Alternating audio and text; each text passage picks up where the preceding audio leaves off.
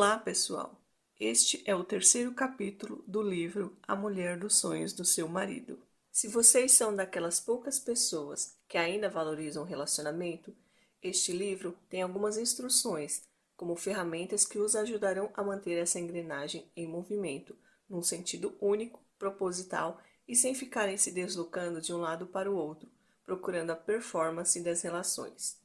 Uma verdadeira visão e entendimento que muitas mulheres nem sequer imaginam, e chega a ser um pouco sarcástico, porque são orientações que sempre estiveram ao nosso alcance, talvez não de um jeito formal, mas é uma ferramenta que sempre esteve em nossas mãos, controle ou domínio, diga-se de passagem. Porque quando se trata de domínio, há um outro livro que contextualiza mais e melhor essa expressão e atividade, do qual, se você é homem e está ouvindo esse áudio e livro, sabe que domínio é uma característica que sempre deve estar ativa e em funcionalidade. E é bem provável que até hoje muitos de vocês entendam, porque aprenderam desse jeito, que dominar é mandar, é determinar que se cumpra e pronto, acabou. E não é bem assim. Eu prefiro falar que é uma técnica de expor seus objetivos e sonhos, se é que ainda os tem.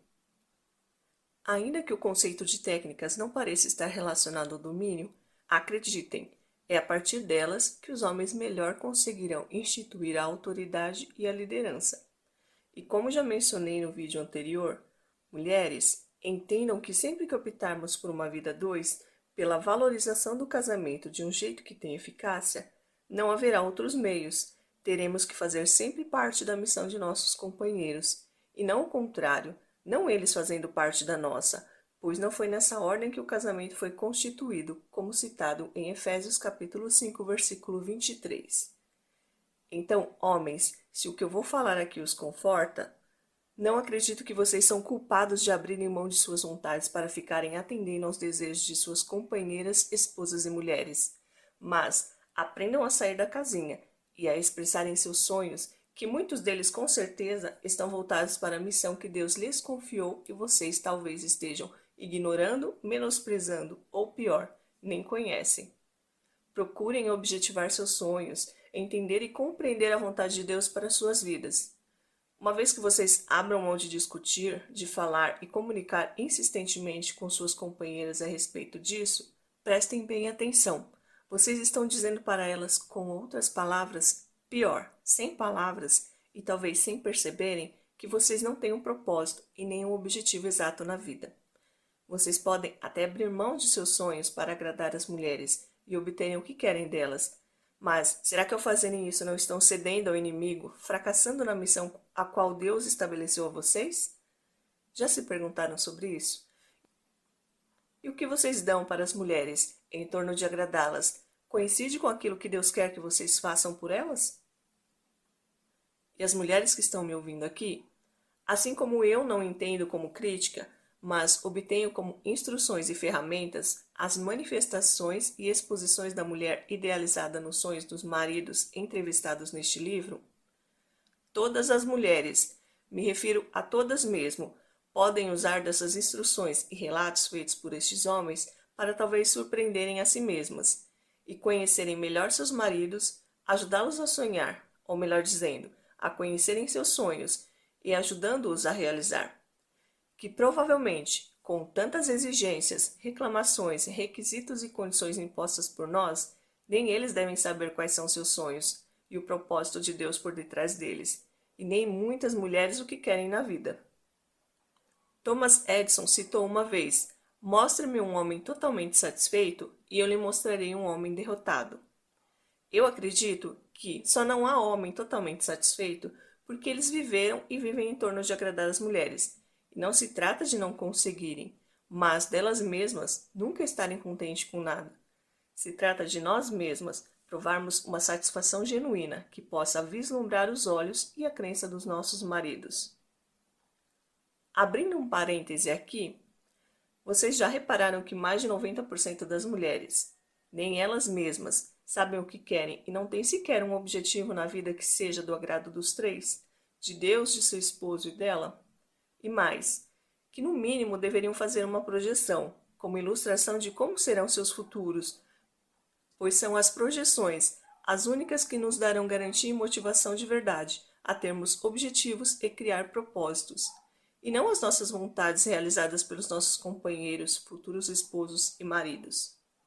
E é por isso que hoje procuro me identificar mais com conteúdos assim, que desmistificam e não encobertam alguns conceitos ideológicos engessados em nossas mentes, e me fazem entender melhor o meu papel, antes como esposa e depois na sociedade. São pelas projeções que devemos concentrar nossas expectativas, não para ser agradada, pois ser agradada não ajuda nós, mulheres, a realizarmos nossos sonhos e muito menos o propósito pelo qual Deus nos criou. Fecha parêntese. Agrados estes que a trancos e barrancos, mesmo cometendo erros e falhas, no final sabemos que todos os homens, se não a maioria, vivem tentando a fazer as nossas vontades, a nos agradar.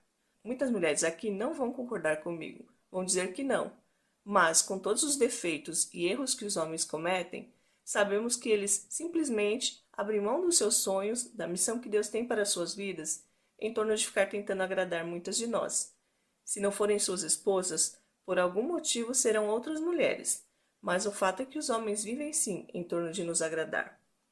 E por não conseguirem, passam a tentar agradar a si mesmos, abrindo mão de nós mulheres e dos propósitos que Deus tem para suas vidas, da verdadeira missão que Ele os concedeu. Acabam entregando-se às bebidas, drogas e ao fracasso, que levam muitos deles para as sarjetas. E a razão que os leva a isso é por não entenderem nossas insatisfações, por não atingirem o ápice do nosso agrado. Bom, lembrando que essas são apenas as minhas opiniões a respeito do que discorre neste livro. E antes de começar a leitura, peço desculpa pelo comentário extenso, é que assuntos dessa dimensão acabam sendo bastante complexos. Então façam bom proveito do áudio, acompanhem o canal, inscrevam-se e compartilhem se acharem o conteúdo relevante. Não se esqueçam de deixarem seus comentários, eles são importantes para que outras pessoas examinem e aprendam não só com o livro, mas com as suas opiniões e experiências. Fiquem todos com Deus e até o próximo capítulo. Livro A Mulher dos Sonhos de Seu Marido. Capítulo 3. Ela o adora. O grande desejo do coração dele. O dia amanheceu lindo e ensolarado em Peoria, Illinois. Entusiasmada com o leque de surpresas que planejara para o marido, Jill dormiu muito pouco naquela noite. Quando os primeiros raios de sol atravessaram a persiana, Jill levantou-se da cama em silêncio e dirigiu-se à cozinha na ponta dos pés. Minutos depois, reapareceu para despertar seu príncipe com um beijo em sua bochecha rechonchuda. O aroma dos waffles tomou conta do quarto. Bom dia, luz do sol, ela sussurrou. Feliz aniversário de 30 anos. E é isto? Jeremy perguntou, cismado. Café da manhã na cama para o aniversariante, Jill respondeu. Jeremy e Jill estavam casados havia 3 anos, e a recente mudança de Charlotte, Carolina do Norte, para Peoria, Illinois, era um lembrete de que eles estariam sempre unidos, fossem quais fossem as circunstâncias que tivessem de enfrentar na vida. Jill aguardara 31 anos pela chegada do homem dos seus sonhos, e naquele dia estava novamente emocionada com o presente que Deus lhe dera, Jeremy. Depois que Jeremy tomou o café da manhã, Jill entregou-lhe uma pilha de cartões amarrados com uma fita vermelha. O primeiro cartão dizia: Jeremy Charles Tracy, aqui estão 30 frases explicando por que você é maravilhoso. Muito bem, vamos ver qual é a próxima surpresa, Jill disse.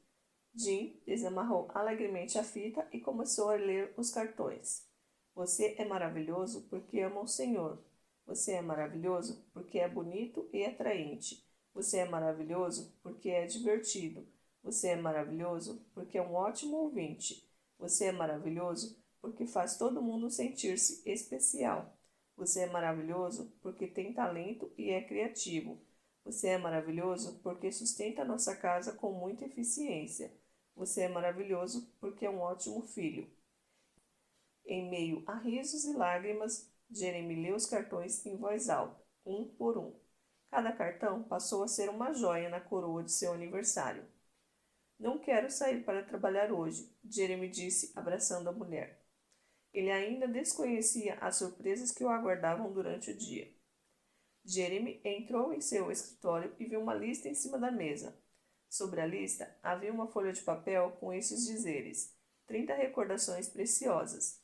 Ele começou a ler uma lista, preparada por Jill, de 30 de suas recordações favoritas. Mais uma vez, entre risos e lágrimas, Jeremy leu uma por uma e lembrou-se com satisfação de cada evento. Uma hora antes do término de seu turno na emissora de rádio no qual Jeremy trabalhava, Jill apareceu carregando uma mochila. Você chegou mais cedo, Jeremy observou olhando para o relógio.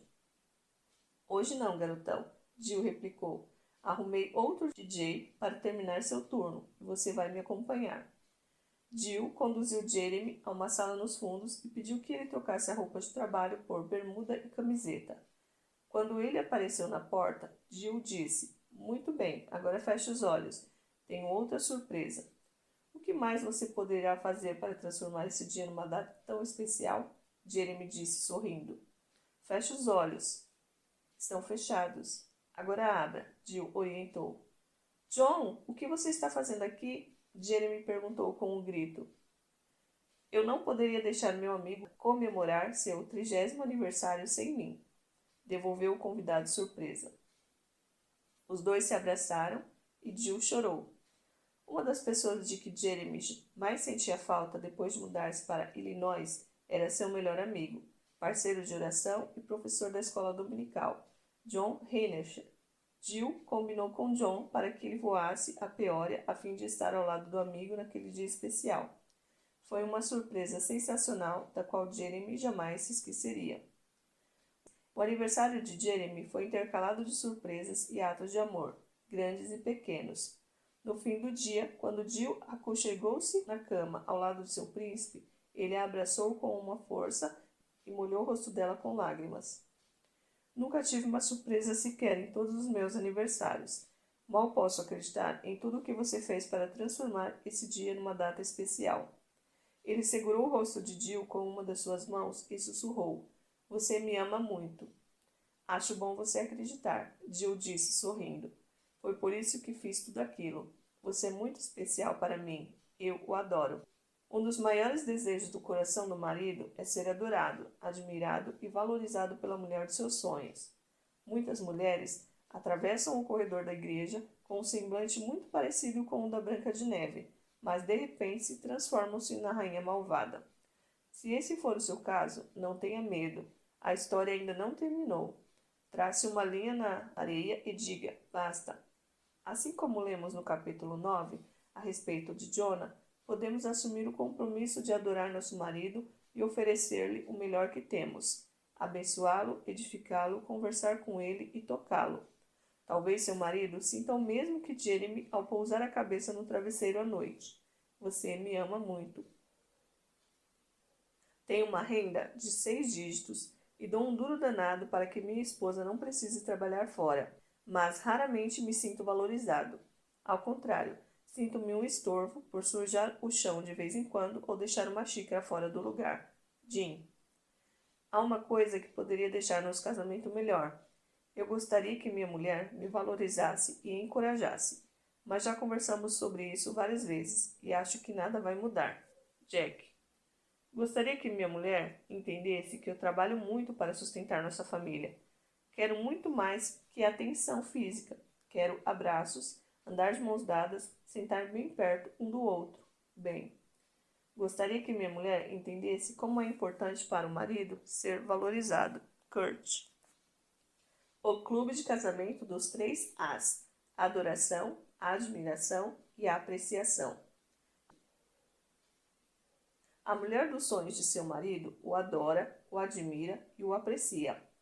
Acha que ele é o homem mais maravilhoso do mundo. Ele é corajoso, inteligente, carinhoso, sensato, vigoroso, gentil, bonito, bem-humorado, viril, radiante, atraente, econômico. Ela não tem palavras suficientes para descrever todos os seus atributos maravilhosos. Essa é a essência dos sonhos do seu marido. O que significa adorar seu marido?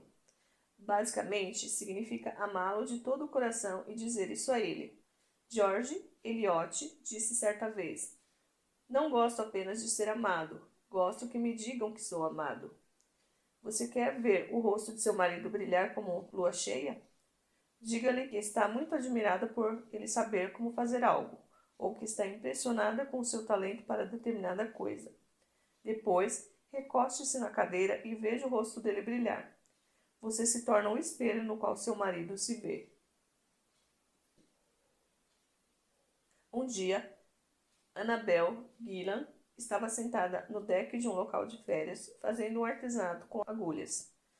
O dedal escorregou-lhe dos dedos, caiu entre as tábuas do deck e desapareceu no lago. Ela voltou ao chalé, vasculhou suas coisas até encontrar outro dedal e retornou ao trabalho. Desta vez, seu marido Bill estava sentado ao lado dela.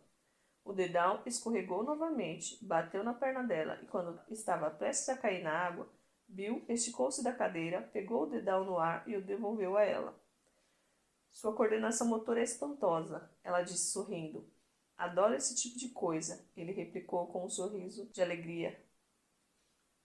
Quando Bill contou essa história em um dos seus seminários Lifetime Guarantee, um homem aproximou-se dele e disse: "Rapaz, se minha mulher me dissesse uma coisa dessa, eu mergulharia de cabeça no lago para encontrar o outro dedal." A mulher dos meus sonhos é aquela que me trata como o rei do castelo, apesar de saber que ela é rainha e não tem medo de confrontar-me quando preciso de oração. Randall. A única coisa que eu gostaria que a mulher dos meus sonhos entendesse? Que quero ser admirado e respeitado. Bill. A mulher dos meus sonhos adora estar comigo. Ela me abraça, me beija e toma a iniciativa do sexo. Stan. Aonde ele vai quando quer sentir-se admirado e apreciado? Certamente, seu marido busca admiração e apreciação em algum lugar. Todos os homens fazem isso. Será que ele vai ao escritório na esperança de ouvir: "Você fez um ótimo trabalho"? Vai jogar bola na esperança de ouvir: "Parabéns, rapaz"? Vai à casa da mãe para ouvir: "Estou muito orgulhosa de você, filho"? Faz hora extra na esperança de receber algum elogio das moças do escritório. Fica feliz quando recebe elogios de pacientes ou clientes? Frequenta academias de ginástica para desenvolver os bíceps? Diga-me, aonde seu marido vai quando quer se sentir admirado? Em meu primeiro trabalho como técnica em profilaxia bucal, observei como todas as funcionárias e pacientes admiravam os dentistas no prédio onde eu trabalhava. Eu também os admirava. Eles formavam um grupo de homens muito talentosos e com grande vocação para a profissão escolhida. Quando eu tinha 20 e poucos anos, queria saber como as esposas dos dentistas se sentiam em relação aos elogios que seu marido recebia o dia inteiro. Surpreendentemente, alguns anos depois, tive a oportunidade de descobrir por mim mesma. Após ter trabalhado 2 anos, decidi voltar para a faculdade a fim de obter o bacharelado em ciências. Enquanto estive lá, conheci Steve James, um estudante de odontologia, e nos casamos. Quando ele começou a trabalhar, lembrei-me das mulheres dos tempos passados e assumi o compromisso de ser a fã número 1 de Steve, dentre todas as admiradoras que ele teria, desde seu primeiro dia de trabalho até a aposentadoria. O Dr. Willard Harley escreve: "Quando a mulher diz ao homem que ele é maravilhoso, isso o inspira a ter objetivos mais altos. Ele se sente apto a lidar com novas responsabilidades e a aperfeiçoar seu talento de modo a elevar seu nível de excelência. Essa inspiração ajuda-o a preparar-se para as responsabilidades da vida. Além de motivar, a admiração é um prêmio para as atuais realizações do marido. Quando ela lhe diz que o aprecia por tudo o que ele tem alcançado, isso lhe dá mais satisfação do que quando recebe o salário. A mulher precisa apreciar o marido pelo que ele é, e não pelo que pode vir a ser se viver de acordo com os padrões dela. Para alguns homens, aqueles cuja autoimagem é frágil, a admiração também os ajuda a acreditar neles próprios. Sem isso, eles parecem tornar-se inerentemente mais defensivos acerca de suas fraquezas. Se por um lado a crítica força os homens a ser mais defensivos, a admiração lhes dá energia e motivação. O homem espera que sua mulher seja sua admiradora mais entusiasmada e necessita disso. Ele extrai confiança do apoio da mulher e, em geral, é mais bem-sucedido quando ela está ao seu lado. Se você costuma economizar palavras de admiração para seu marido, talvez não se sinta muito à vontade no princípio. Antes e acima de tudo, seja autêntica, seja verdadeira.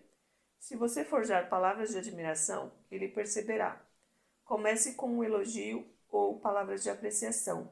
Um simples muito obrigada poderá abrir caminho para outras palavras de admiração. Quem sabe, talvez abra um caminho de mão dupla. O Dr. Arley também observa. Lembre-se de que o homem necessita verdadeiramente de apreciação. Seu sucesso depende disso. Muitos homens que recorrem a mim por ter tido um caso extraconjugal ressaltam que a admiração da amante agiu como uma brisa morna de primavera em comparação com a frigidez polar das críticas da esposa. Como podem resistir? Não force seu marido a sair de casa em busca de aprovação. Ele necessita da perspectiva que sua apreciação lhe dá. Isso não significa que você tenha de fingir ou dizer a ele que ama alguma coisa que a leva à loucura, mas colaborar com ele nas necessidades que vocês dois precisam suprir. Estabelecer uma estratégia que promova a admiração. Nem todos os homens são admirados no trabalho. Se o trabalho for um lugar onde seu marido enfrenta a oposição de todos os lados ou o faz sentir-se fracassado, ele procurará outro lugar para ser admirado. Poderá ser em um campo de futebol, em uma quadra de tênis, como diácono na igreja ou em um bate-papo online. Como seria bom se fosse um lugar em seu coração, em seus braços e em seu lar. Em seu livro 20 regras e ferramentas surpreendentemente simples para um casamento bem-sucedido, o Dr. Steve Stephen relaciona 4 tipos de elogios. Um deles é o elogio de um bem material como adoro este seu suéter. O segundo é o elogio da aparência, como aquele suéter ressalta o azul de seus olhos. O terceiro é um elogio relacionado a comportamento. Pode ser algo mais ou menos assim. Você foi muito gentil em permitir que aquele carro passasse à sua frente. E o quarto tipo de cumprimento refere-se ao caráter, como alguém me perguntou como eu definiria integridade e lembrei-me imediatamente de você. Procure maneiras de elogiar seu marido todos os dias. Preste atenção a ele e observe sua aparência, seu comportamento e suas qualidades de caráter. Depois, espalhe alguns elogios no caminho dele. Talvez seu marido fique confuso ou demonstre certo ceticismo diante dessa enxurrada súbita de elogios. Ele poderá indagar: qual o motivo de tantos elogios repentinos? Se a reação dele for essa, diga apenas: esqueci que havia casado com um homem tão maravilhoso e estou notando isso a cada dia que passa. Se você anda espalhando muitas sementes de críticas, sarcasmos e ofensas verbais, vai ter de arrancar muitas ervas daninhas. A bem da verdade, algumas ervas daninhas com raízes profundas têm uma forma obstinada de voltar a brotar muitas vezes. Talvez você tenha de continuar a borrifar produtos para exterminá-las, palavras de admiração, durante muitos anos até que elas desapareçam. A mulher dos meus sonhos é feminina e comporta-se como uma dama. Usa maquiagem e está sempre arrumada quando chega em casa, mesmo quando não temos nenhum lugar aonde ir. Minha mulher é muito boa nisso. Robert. A mulher dos meus sonhos fica feliz ao me ver à noite quando volto do trabalho. Dave. Minha mulher me enche de elogios quando lhe dou presentes ou faço surpresas para ela. Isso me faz sentir valorizada. Regras romanas. No capítulo 3, usamos o texto de 1 Coríntios 13 como modelo de oração. Às vezes, lemos aqueles versículos tão conhecidos e chegamos quase a ouvir o som dos anjos como se todas as palavras devessem ser cantadas em vez de ser postas em prática. Mas elas não são um conjunto de palavras simbólicas. São palavras austeras, difíceis, um chamado à reavaliação e ao autoexame. Estou amando meu marido como deveria? Estou adorando o homem que Deus me deu? Estou admirando-o como filho de Deus?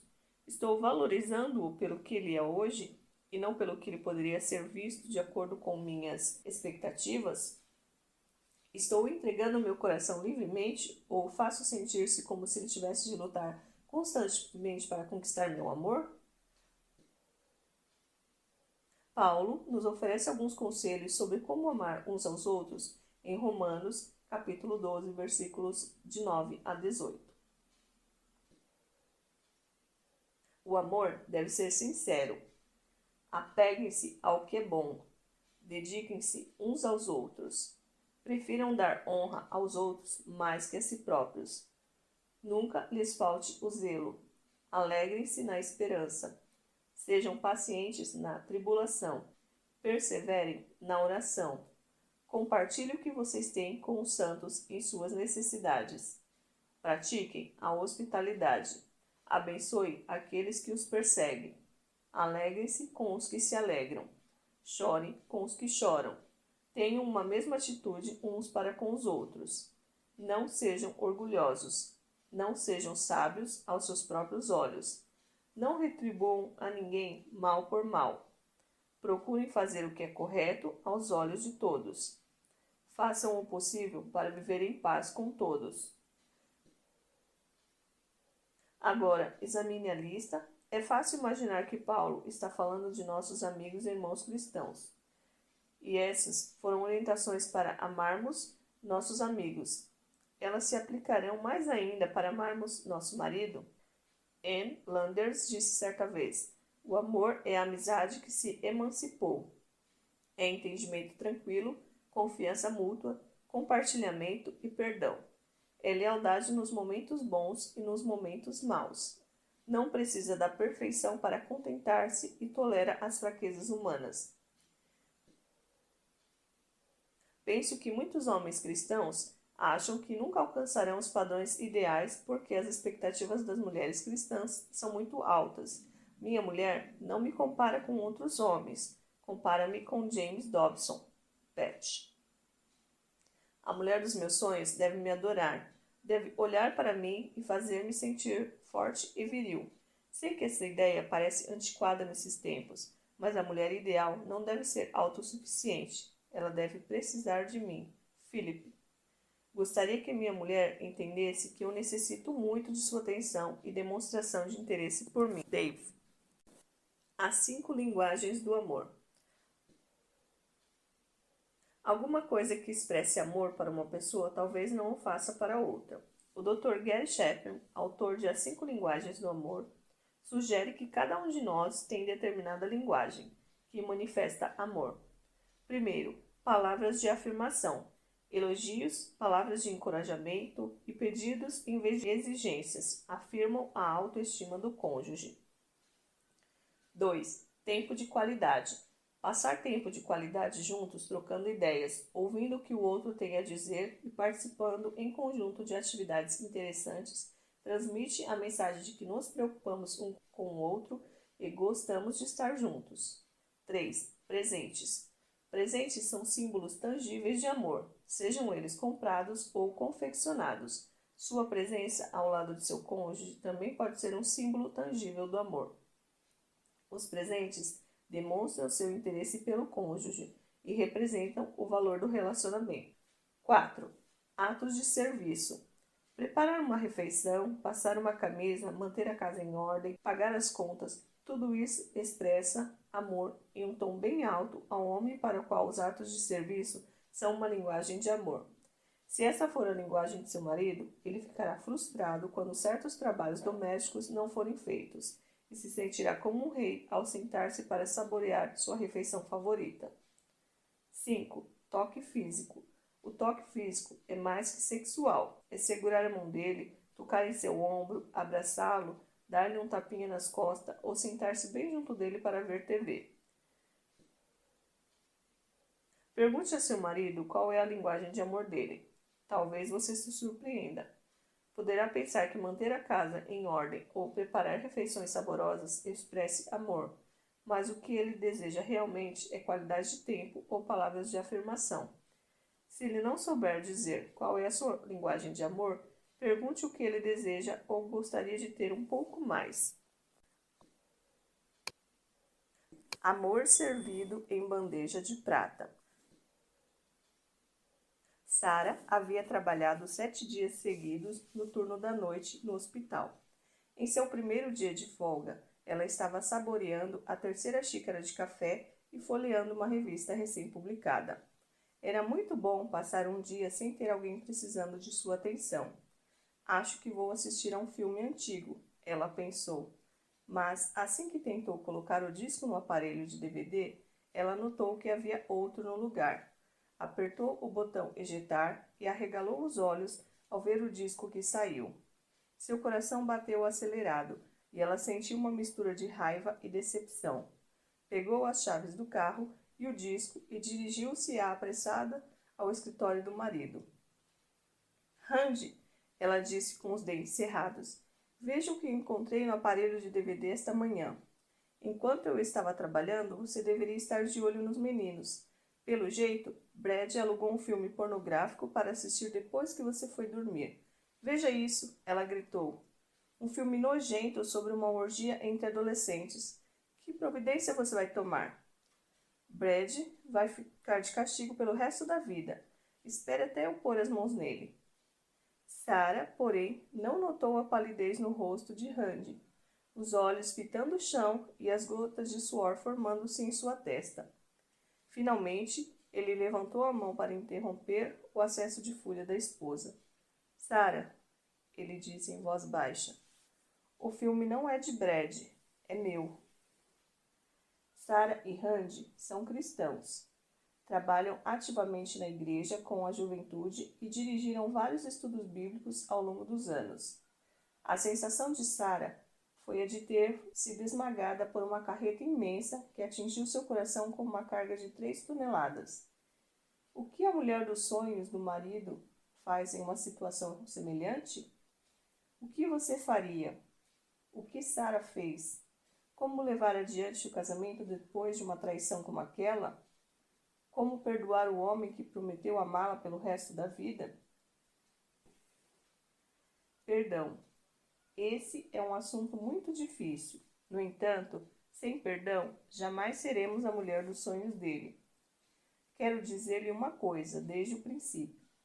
Quando comecei a escrever este capítulo sobre o perdão, não tive a mínima intenção de transmitir a ideia de que perdoar significa fechar os olhos para um problema que necessita de atenção. Pornografia, alcoolismo, uso de drogas e uma ampla variedade de outros vícios precisam ser enfrentados e discutidos para que qualquer casamento sobreviva e tenha sucesso. A mulher que não põe um fim a esse tipo de comportamento não está ajudando o marido em nada. Fechar os olhos para isso é permitir que o pecado instile gotas de veneno na alma do homem. E o que Sara e Randy fizeram? Foram conversar com os presbíteros da igreja.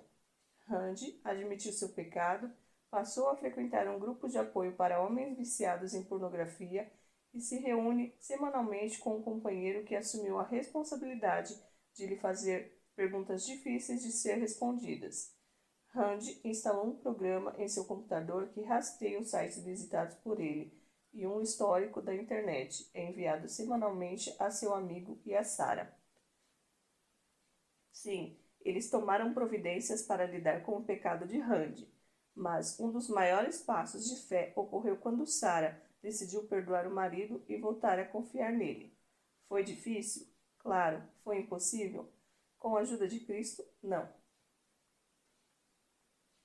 A mulher dos meus sonhos entende que aquilo que um homem deseja é um exemplo verdadeiro do amor de Deus. John. Descrever a mulher dos meus sonhos? Vamos lá. Ela precisa ter paciência, muita paciência. A compreensão e o amor têm um longo caminho a percorrer.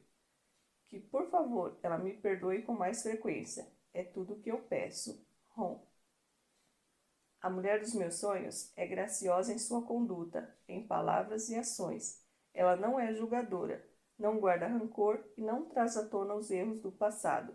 Eric. O problema da falta de perdão. C.S. Lewis disse: todos dizem que o perdão é um ideal belíssimo até terem algo a perdoar. Concordo plenamente com ele.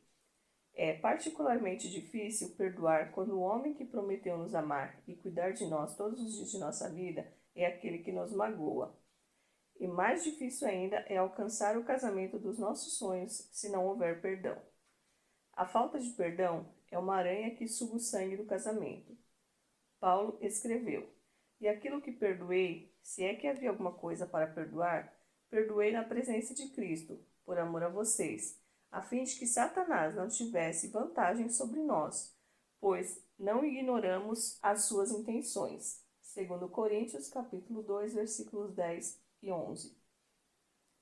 Outras versões bíblicas dizem: pois não lhe ignoramos os desígnios, e pois conhecemos bem os planos dele.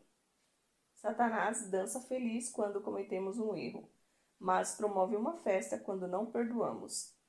Ele sabe que, enquanto guardamos rancor, nosso exemplo terreno de Cristo e a Igreja, nosso casamento, serão destruídos e jamais experimentaremos a unicidade que Deus planejou para nós. Em seu livro Maravilhosa Graça, Philip Yancey escreveu: se não transcendemos a natureza, continuamos amarrados a pessoas que não podemos perdoar, presos em suas garras apertadas. Este princípio se aplica até mesmo quando uma das partes é totalmente inocente e a outra totalmente culpada, pois a parte inocente vai carregar a ferida até que consiga encontrar um caminho para receber alívio, e o perdão é o único caminho. Henry e Richard Blackaby explicam: a amargura tem uma forma obstinada de criar raízes dentro da alma e de resistir a todos os esforços para arrancá-la. O tempo, em vez de diminuir a mágoa, parece apenas estimular o sofrimento. Você se vê rememorando a ofensa infinitas vezes, sempre empurrando a raiz da amargura para o fundo de sua alma. Não é fácil justificar a amargura. Você se acostuma tanto a ter um coração amargo que chega a sentir-se confortável com ele, mas ele o destruirá. Somente Deus conhece plenamente seu potencial destrutivo. Somente Deus conhece plenamente o potencial destrutivo que a falta de perdão tem para dilacerar casamentos. Uma ofensa não perdoada atrás da outra, um tijolo assentado após outro, vão construindo muros que separam o marido da esposa em termos emocionais, físicos e espirituais. Talvez você não saiba ao certo se existe falta de perdão em seu coração. Talvez a falta de perdão esteja morando ali por tanto tempo a ponto de sentir-se à vontade e você nem sequer se dar conta de sua presença. Pare e ore Salmos 139, versículos 23 e 24. Sonda-me, ó Deus, e conhece o meu coração. Prova-me e conhece as minhas inquietações. Vê se em minha conduta algo te ofende e dirige-me pelo caminho eterno. Se Deus lhe trouxer algo à mente, resolva este assunto de maneira rápida e definitiva.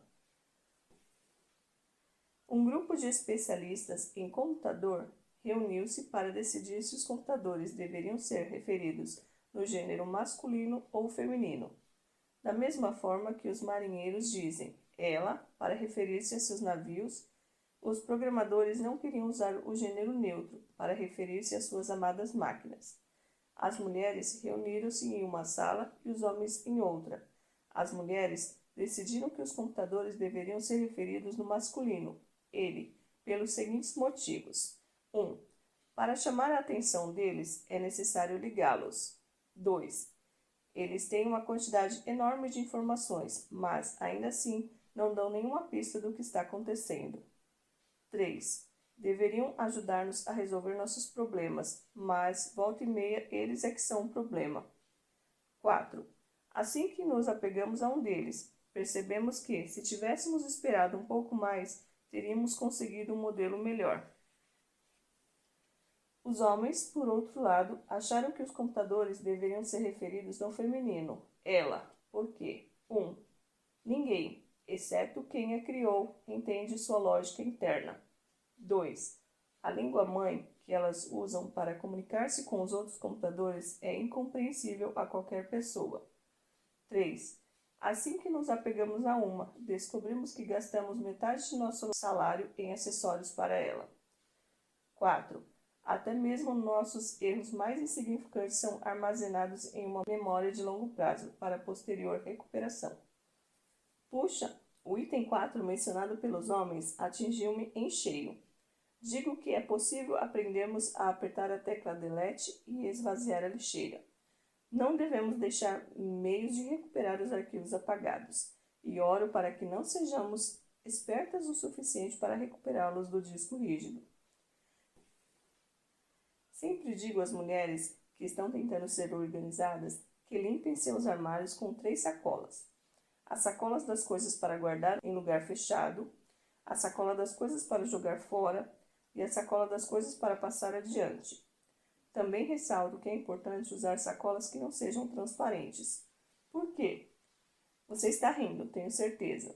Temos a tendência de vasculhar o lixo e tirar coisas da sacola. Esta malha até que não está tão velha, vou tirá-la daqui. Faz 10 anos que não uso esse cinto, mas nunca se sabe, vou tirá-lo daqui. Temos também a tendência de manter coisas de nosso casamento que deveriam ir para o lixo. Eu a aconselho a desfazer-se delas. Você está abarrotando o seu casamento com coisas de que não necessita. Decidindo perdoar. O primeiro passo para o perdão é orar. A Bíblia diz que devemos orar por nossos inimigos. Espero que seu marido não seja seu inimigo, mas posso assegurar-lhe que há dias em que você vai achar que sim. Vamos, portanto, seguir a instrução de Deus e orar por ele. O poder da esposa que ora é uma ferramenta suave de restauração, obtida mediante as orações de uma esposa que deseja fazer o que é certo mais do que estar certa e dar vida mais do que dar o troco. Talvez a oração não transforme o coração empedernido de seu marido em massa de modelagem em suas mãos, mas derreterá a dureza dos ressentimentos que existem dentro de você. Deus é amor. É exatamente isso que ele é. Quando você ora por seu marido, cada oração planta uma semente minúscula de grande potencial. Que alegria ver o Espírito Santo regar aquelas sementes e produzir uma grande colheita de perdão e amor. Onde houver ferimento, haverá dor. Poderá ser pequena como a picada de um alfinete ou grande como uma bigorna lhe caísse na cabeça, deixando-a atordoada durante dias até você readquirir o equilíbrio. Uma opção é esconder a mágoa, afundá-la e agir como se nada houvesse acontecido. Isso só funcionará por algum tempo, até que a pressão reprimida provoque a erupção do vulcão, despejando a lava da ira sobre todos à sua volta. Assim como um pequeno machucado físico é capaz de transformar-se em ferida ou lesão, um pequeno machucado emocional também é capaz de transformar-se em chaga. Mesmo que o machucado seja pequeno, até mesmo um leve esbarrão poderá causar muita dor se a alma for cutucada no mesmo lugar repetidas vezes. O que devemos fazer com a alma ferida? Garanto-lhe que a amputação não é a resposta. Não conheço ninguém que tenha amputado uma perna ou um braço feridos sem antes tentar todos os meios possíveis para curá-los. Por que então temos tanta pressa em amputar nosso casamento? O divórcio talvez não seja uma amputação, mas uma forma de separar-se emocionalmente da outra pessoa.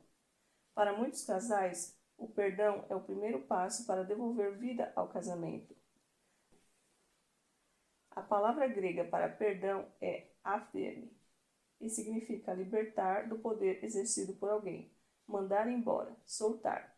Significa tirar alguém do nosso anzol e colocá-lo no anzol de Deus. É uma decisão, não um sentimento. Quando perdoamos, será que estamos dizendo a outra pessoa que ela não cometeu nenhum erro? Exatamente o contrário. Significa que a estamos libertando, qualquer que tenha sido a ofensa. É um ato de graça, um presente imerecido.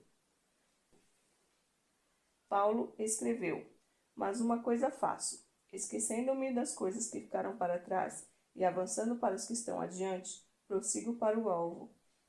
Filipenses capítulo 3, versículos 14 e 15. Perdoar é assumir o compromisso de olhar para a frente e deixar o passado para trás. Para isso, é necessário não trazer à tona a ofensa que já foi perdoada. Alguém disse certa vez: não há lógica em enterrar um machado se você fizer uma marca no lugar em que o deixou. Perdão é a intervenção de Deus para chegar a um acordo com um mundo no qual, apesar de suas boas intenções, as pessoas são injustas umas com as outras e se ofendem profundamente. Ele, Deus, foi o primeiro a nos perdoar, e ele convida todos nós a perdoarmos uns aos outros. Perdoar é a tarefa mais difícil do amor e seu maior risco. Se você transformar o perdão em algo que nunca deveria ser, ele fará de você um capacho ou um manipulador insuportável. O perdão parece ser quase contrário às leis da natureza. Nosso senso de justiça nos diz que as pessoas devem pagar pelos erros que cometeram. Mas o perdão é o poder do amor de quebrar as leis da natureza. É o perdão que abastece a torrente de cura do porvir. O perdão tem pouco a ver com o que nos foi feito, mas muito a ver com a atitude que decidimos tomar. Para mim, o perdão é a expressão máxima do amor. Pense nas últimas palavras de Jesus na cruz. Ele foi traído por um dos discípulos, abandonado por seus melhores amigos e condenado a morrer pelas próprias pessoas que o saudaram com ramos de palmeiras poucos dias antes. Jesus foi falsamente acusado, publicamente humilhado e vergonhosamente cuspido, ridicularizado com uma coroa de espinhos, impiedosamente açoitado e cruelmente pregado em uma cruz romana. Mesmo assim, antes de dar o último suspiro, ele orou: Pai, perdoa-lhes, pois não sabem o que estão fazendo. Lucas, capítulo 23, versículo 34. Que amor grandioso! Mal posso começar a compreendê-lo. Quando penso no número de vezes que Deus me perdoou, como posso deixar de perdoar alguém? O homem deseja ser respeitado, não humilhado ou rechaçado por todos os seus erros. Quer ser respeitado tanto em público como reservadamente. Eric. Pedindo perdão. E se você for a pessoa que necessita de perdão? Queridas irmãs, não há nada mais restaurador para um casamento do que a parte culpada admitir que está errada e pedir perdão.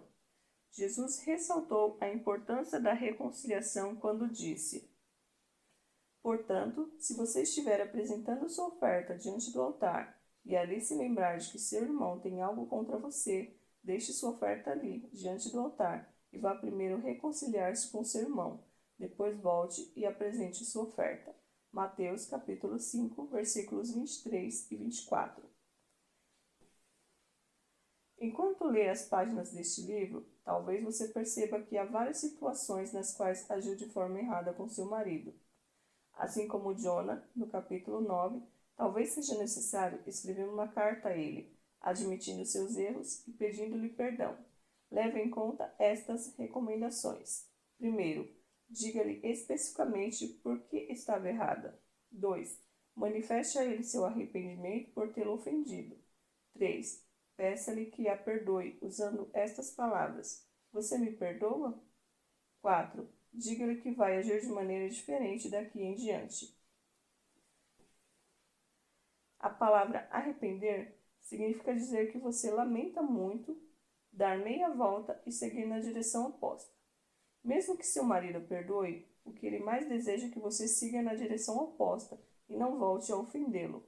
A confiança precisa ser reconstruída imediatamente após ter sido destruída.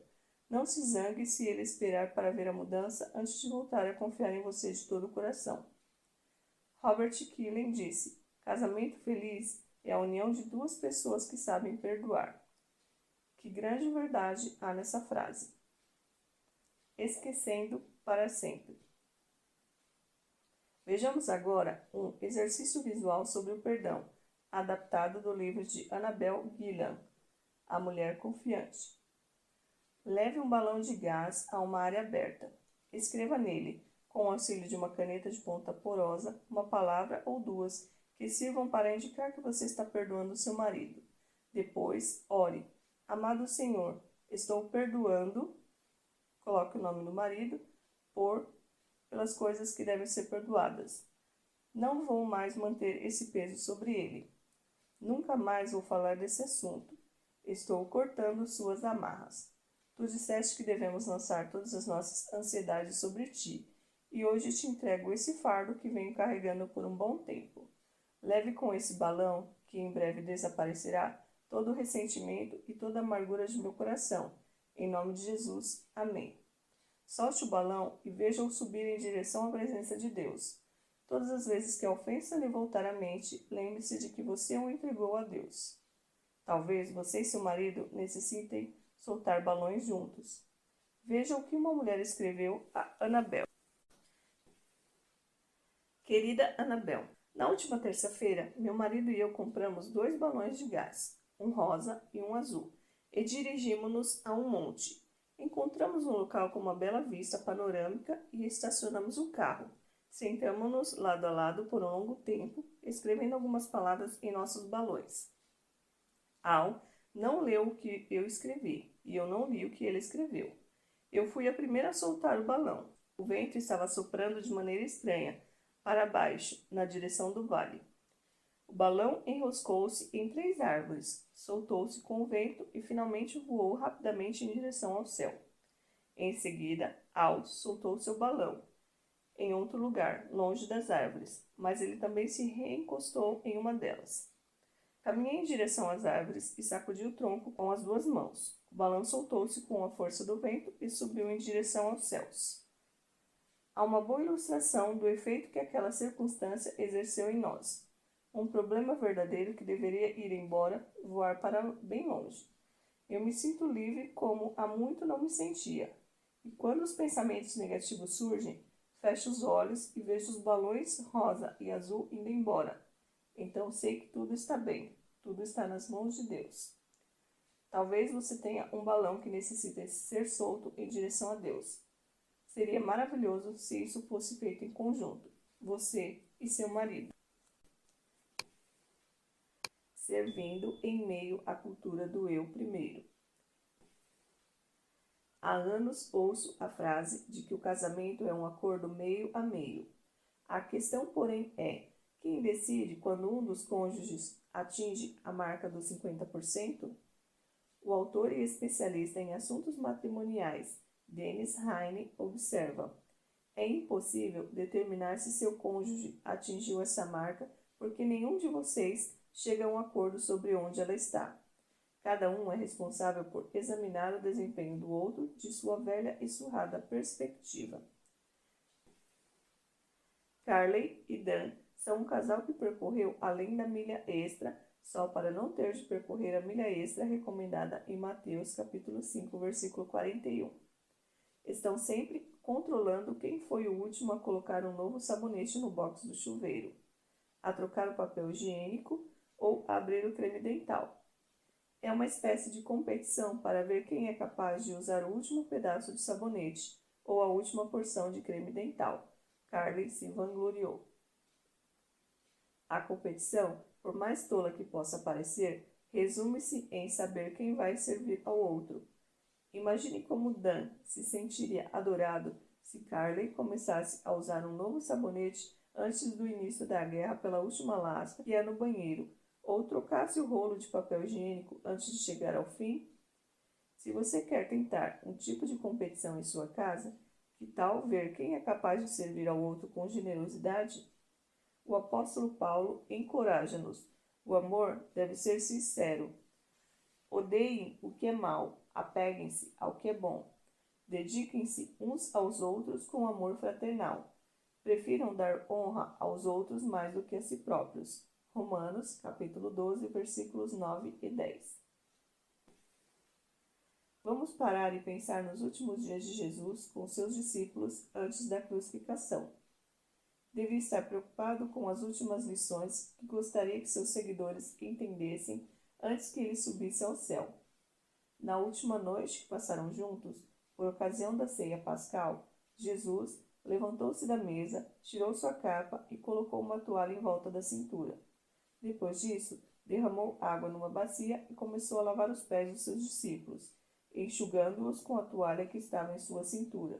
João capítulo 13, versículo 4 e 5. Quando terminou de lavar os pés dos discípulos, ele tornou a vestir a capa e voltou a seu lugar. Então lhes perguntou: Vocês entendem o que lhes fiz? Vocês me chamam mestre e senhor, e com razão, pois eu sou. Pois bem, se eu, sendo mestre e senhor de vocês, lavei-lhes os pés, vocês também devem lavar os pés uns dos outros. Eu lhes dei o exemplo, para que vocês façam como lhes fiz. João capítulo 13, versículos de 12 a 15. Você é capaz de imaginar o espanto dos discípulos quando seu mestre e senhor assumiu a função de servo e abaixou-se para lavar seus pés imundos, cheios de lama e poeira?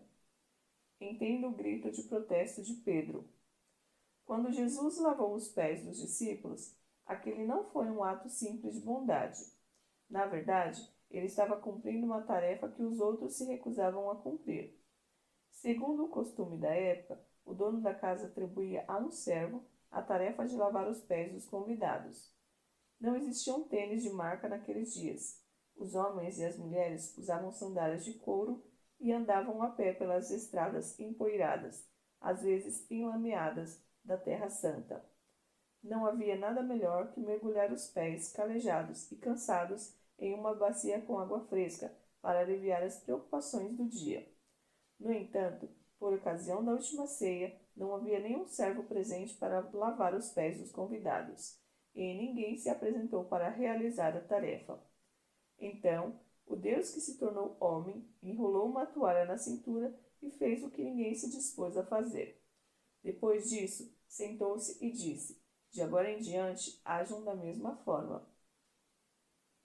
Jesus chama cada um de nós a servir uns aos outros. Parece que concordamos mais em servir aos nossos amigos e amigas do que a servir ao nosso marido. Mas, quando servimos ao nosso cônjuge, estamos, na verdade, servindo ao próprio Cristo. Jesus disse: O que vocês fizerem a algum dos seus menores irmãos, a mim o fizeram. Mateus capítulo 25, 40. Já houve dias em sua vida em que você disse: Já fiz o bastante. Agora é ele quem deve cuidar de mim. Eu lavo e recolho as roupas, cozinho as refeições, faço as compras para casa, passo o aspirador, tiro o pó dos móveis, limpo os banheiros e pago as contas. Chega, não vou fazer mais nada para servir a este homem. Não sou a empregada dele. Connie Grigsby escreveu esse texto cômico, porém revelador para a nossa revista P31 Woman. Lá estava ela, a maleta, colocada no alto da escada de acesso ao porão.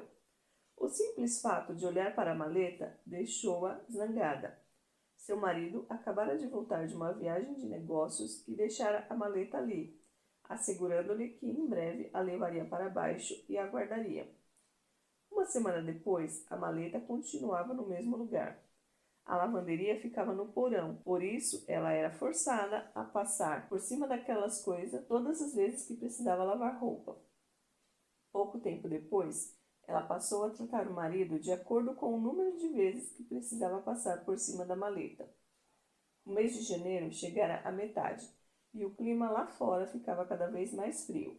Dentro de casa, a temperatura também estava despencando verticalmente. Um dia, ela decidiu tirar a maleta do lugar. Não, ela não a levaria para baixo nem a guardaria. Prestar ajuda era a última coisa que lhe passou pela mente. Em vez disso, ela levou a maleta para o quarto deles e colocou-a no meio do caminho, onde o marido costumava passar, dificultando sua chegada até a cama. Agora ele veria como era irritante ter de conviver com uma maleta fora do lugar. Ela voltou à cozinha na espera de sentir um pouco de satisfação e alívio. Não sentiu nem uma coisa nem outra. Também não se sentiu nem um pouco feliz. O que sentia era uma mistura sufocante de tristeza e pesar. Ela sabia que o marido não deixara de propósito a maleta fora do lugar. Simplesmente se esquecera dela. Mesmo sabendo disso, ela agarrou-se a seu direito de sentir-se ofendida e de agir com hostilidade. Ela parou na cozinha e pensou na maleta.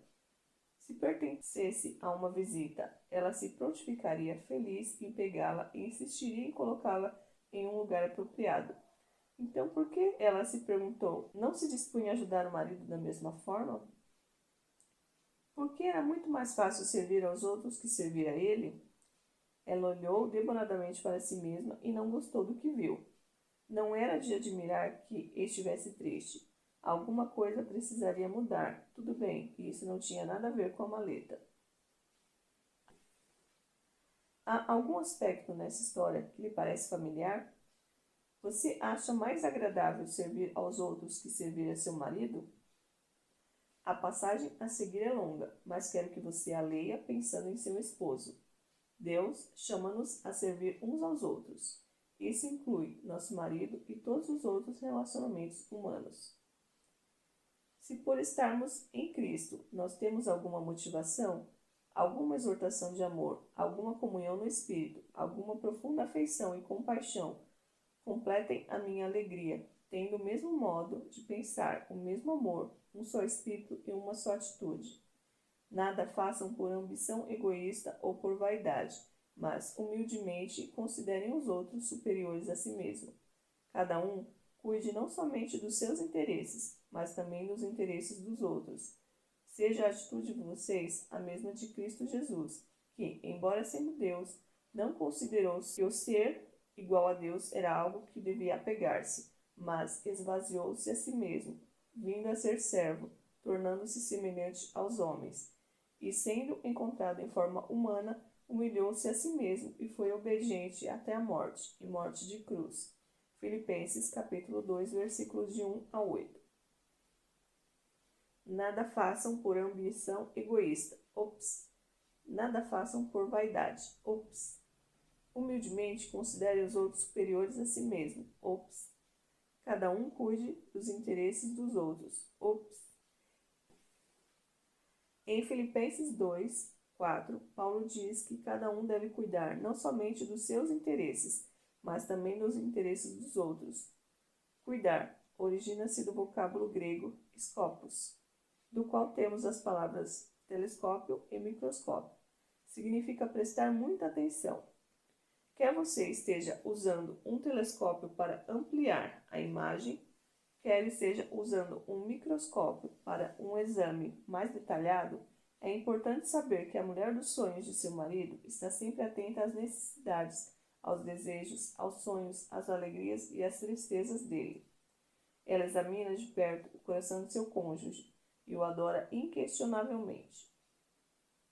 Precisamos deixar claro que ter atitude de servo não significa viver sobre escravidão. Quando colocou a toalha em volta da cintura e serviu aos discípulos, Jesus provou-nos de maneira conclusiva que o tipo de amor de servo estabelecido por Deus origina-se da escolha, não da coerção, da força, não da fraqueza, da alegria, não da culpa. Isso tem efeito positivo e libertador. Jesus disse: deem e lhes será dado. Uma boa medida, calcada, sacudida e transbordante será dada a vocês, pois a medida que usarem também será usada para medir vocês. Lucas capítulo 6, versículo 38. É bem possível que você sirva a seu marido e sinta que não está recebendo nada em troca. Contudo, o Pai Celestial está sempre observando, e a medida que você usar para abençoar a seu marido será usada por seu marido celestial para abençoá-la.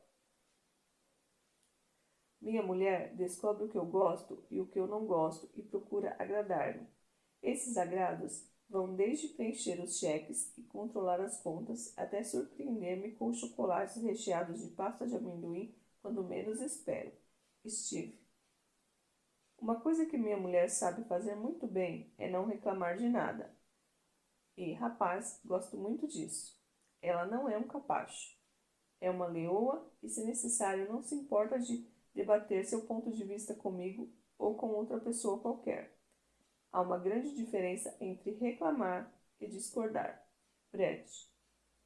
Gostaria muito de ouvir minha mulher dizer-me algumas palavras carinhosas. Barumbai. Phillips Brooks escreveu: o dever leva-nos a fazer as coisas de maneira satisfatória, mas o amor leva-nos a fazê-las de modo maravilhoso. Romantismo não é exclusividade das mulheres. Se há uma coisa que sei sobre as mulheres é esta: gostamos de romantismo.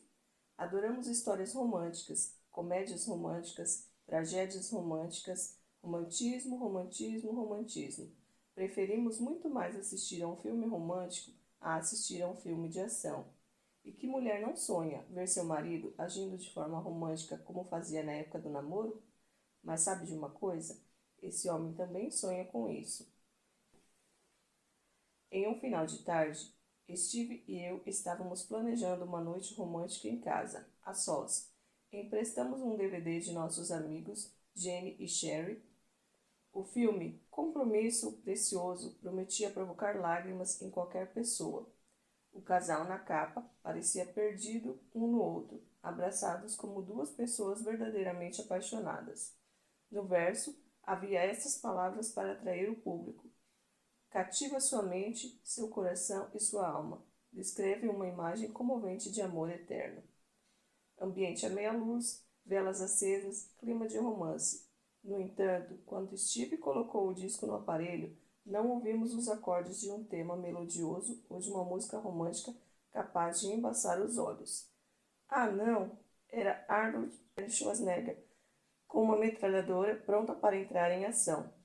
Nossa noite romântica foi rudemente interrompida por O Exterminador do Futuro.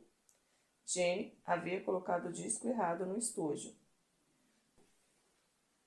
Talvez o romantismo em seu casamento se assemelhe mais ao Exterminador do Futuro que ao Compromisso Precioso. Se for o caso, vamos retroceder o filme e lembrar aqueles dias em que o amor era novidade. Em O Fator Romantismo, Alan McJanes observa: para ser um artista em romantismo, é mais necessário ter uma natureza solista do que uma natureza sentimental ou emocional. Quando pensamos em coisas românticas, pensamos em eventos que ocorrem porque alguém optou por amar. O homem para em uma floricultura no fim do dia e leva uma rosa para a esposa. A moça faz para o namorado uma torta de limão com a acidez exata de que lhe gosta. A esposa toma todas as providências inimagináveis para o marido antes de ele fazer uma viagem para caçar renas selvagens. Essas atitudes não podem ser chamadas de emocionalismo doce e pegajoso. São produto de resolução e determinação e formam um cimento firme. Aqui estão 25 ideias para você ser romântica com seu marido. Primeiro, coloque uma barra de chocolate na maleta dele. 2. Providencie um banho à luz de velas e convide-o para fazer-lhe companhia. 3. Surpreenda-o no chuveiro. 4. Aqueça a toalha dele no secador de roupas. 5. Aqueça as meias dele. 6. Quando ele sair do chuveiro, receba-o com uma toalha aquecida e uma xícara fumegante de café. 7. Vejam o pôr do sol juntos. 8. Façam uma refeição à luz de velas. 9. Frequentem aulas de dança de salão. 10. Borrife um pouco de perfume no travesseiro dele. 11. Coloque um cartaz com os dizeres "Eu te amo" em um lugar público. Coloquei um cartaz na janela do consultório de Steve para surpreendê-lo no dia dos namorados. O melhor de tudo foi que todos os seus pacientes viram o cartaz. 12. Escreva-lhe uma carta de amor. 13. Escreva-lhe um poema. 14. Escreva um acróstico de A a Z, mencionando os motivos pelos quais você o adora, admira e aprecia. 15.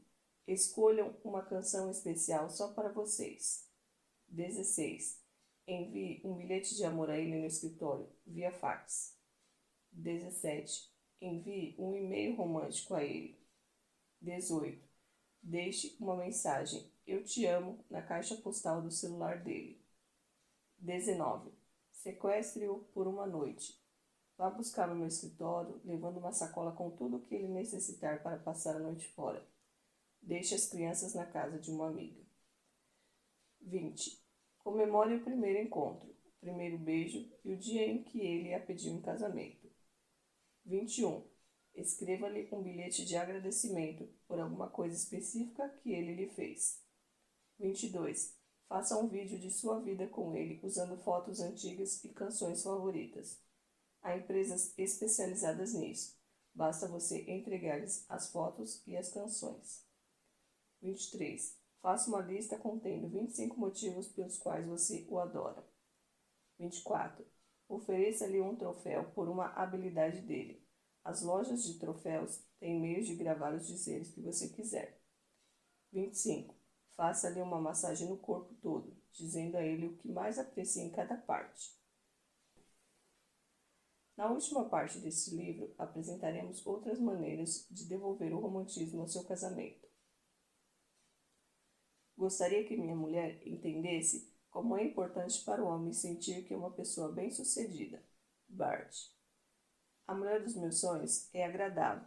Não estou falando de beleza. Ela gosta de me paparicar e é sempre carinhosa. Herman. A mulher dos meus sonhos entende que o ego do homem é muito frágil. Paul. Perdeu aquele sentimento de amor? O que fazer quando perdemos aquele sentimento de amor? Talvez, no início, você adorasse verdadeiramente seu marido, mas agora não sabe por que sentia aquilo. Talvez admirasse honestamente suas excelentes qualidades, mas agora não lembra mais quais eram. Talvez você aprecie muito mais seus atributos maravilhosos, mas agora não consegue vê-los. O que fazer? Há uma estatística interessante. De acordo com uma análise da Pesquisa Nacional de Famílias e Assuntos Domésticos, 86% dos casais infelizes que permanecem casados constatam, 5 anos depois, que seu casamento está mais feliz. Na verdade, perto de 60% dos que classificam seu casamento como infeliz no final da década de 1980, mas continuaram casados, disseram que tinham um casamento muito feliz, ou relativamente feliz, quando foram entrevistados novamente 5 anos depois. Em comparação, os que se divorciaram, casaram de novo e tornaram a se divorciar estão na faixa dos 60%. Portanto, começar de novo talvez seja a resposta, desde que seja com o mesmo homem. Lembrar e voltar. Em Apocalipse, Deus disse estas palavras à igreja de Éfeso: Contra você, porém, tenho isso. Você abandonou o seu primeiro amor. Capítulo 2, versículo 4.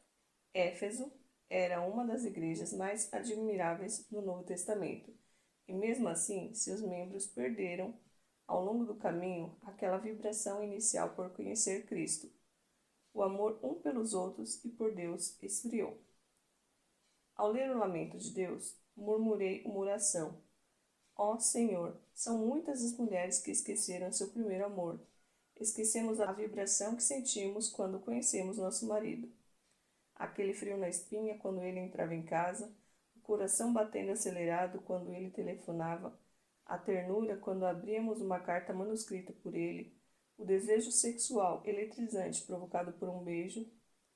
Em algum ponto da vida, enquanto levávamos o lixo para fora, pagávamos as contas, conduzíamos as crianças para a escola, cortávamos a grama, disciplinávamos os filhos e dobrávamos a roupa lavada, em meio à rotina da vida, perdemos o romantismo. Como recuperá-lo? Deus ensinou à igreja de Éfeso 2 passos simples para que a noiva de Cristo renove sua paixão por seu amado, e creio que podemos aplicar os mesmos princípios para renovar a paixão pelo homem dos nossos sonhos. Passo 1. Lembrar. Passo 2. Voltar. Lembra-se do que a atraiu quando viu seu marido pela primeira vez? Lembra-se de como você tentava agradá-lo, prender-lhe o coração, conquistar-lhe o afeto? Talvez ele tivesse 20 quilos a menos e muitos fios de cabelo a mais. Porém, aquele rapaz que ansiava por ser adorado, admirado e apreciado ainda vive naquele coração. Ele quer saber se ainda tem o que é necessário. Diga-lhe que sim. Todas as pessoas gostam de uma história de amor. Conte aos seus filhos como vocês se conheceram e se apaixonaram. Lembre-se dos dias especiais, como o primeiro encontro, o primeiro beijo, ou quando você soube que ele era o homem com quem queria se casar. No aniversário de casamento, ouçam as músicas ou vejam o vídeo da cerimônia. Steve e eu comemoramos não apenas nossas bodas, mas também o dia em que ele me pediu em casamento. Tenho certeza de que nosso filho está cansado de ouvir essa história, mas ele nunca duvidou de que seus pais sejam loucamente apaixonados um pelo outro. Eu gostaria que minha mulher me sequestrasse para uma viagem romântica. Nunca fizemos isso. Gostaria que fôssemos para a cama mais cedo, para não estar muito cansados e nos deitássemos completamente sem roupa. Zack. A mulher dos meus sonhos me admira e me elogia muito. Adam. Acho que as mulheres precisam entender como é importante para o marido sentir que sua esposa o considera um herói. Harry. O homem encontra seu valor nas realizações. Acho que o homem se sente mais completo quando sua mulher lhe mostra e lhe diz que gosta muito de tudo o que ele faz. Ele demonstra que ele é muito importante para ela. Dave. Martinho Lutero disse certa vez que a esposa faça o marido sentir-se feliz quando chega em casa e que ele a deixe triste ao vê-lo partir. Cântico dos Cânticos. No Cântico dos Cânticos, a noiva derrama palavras de admiração sobre seu amado. Talvez você queira escrever um cântico com suas palavras. Como você é belo, meu amado! Ah, como é encantador! Verdejante é o nosso leito. Cântico dos Cânticos, capítulo 1, versículo 16. Como uma macieira entre as árvores da floresta é o meu amado entre os jovens. Tenho prazer em sentar-me à sua sombra. O seu fruto é doce ao meu paladar. Cântico dos Cânticos, capítulo 2, versículo 3. Por favor, sustentem-me com passas, revigorem-me com maçãs, pois eu estou doente de amor. Cântico dos Cânticos, capítulo 2, versículo 5. O meu amado tem a pele bronzeada. Ele se destaca entre 10.000. Sua cabeça é como ouro, o ouro mais puro. Seus cabelos ondulam ao vento, com ramos de palmeiras. São negros como o corvo. Seus olhos são como as pombas, junto aos regatos de água, lavados em leite, incrustado como joias. Suas faces são como um jardim de especiarias que exalam perfume. Seus lábios são como os lírios que destilam mirra. Seus braços são cilindro de ouro, com berilo neles encastado. Seu tronco é como um marfim polido, adornado de safiras. Suas pernas são colunas de mármore, firmadas em base de ouro puro.